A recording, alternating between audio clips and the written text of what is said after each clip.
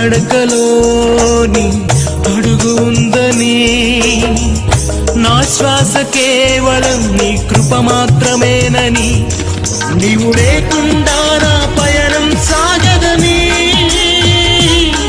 నీ స్మరణ లేని నా ఊపిరి వ్యర్థమని, నీవు లేకుండా నా పయనం సాగదని, నీ స్మరణ లేని నా ఊపిరి వ్యర్థమని తెలుసుకున్నానయ్యా.